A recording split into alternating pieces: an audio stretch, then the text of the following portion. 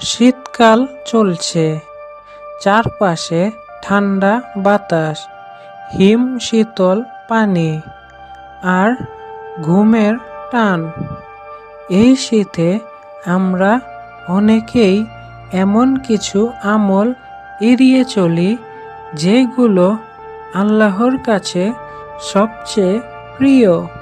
আজকের ভিডিওতে আমরা জানব শীতের কষ্টে অজু করা এবং শীতের রাতে তাহাজ্জুদ পড়া কেন গুনাহ মাপের গোপন দরজা।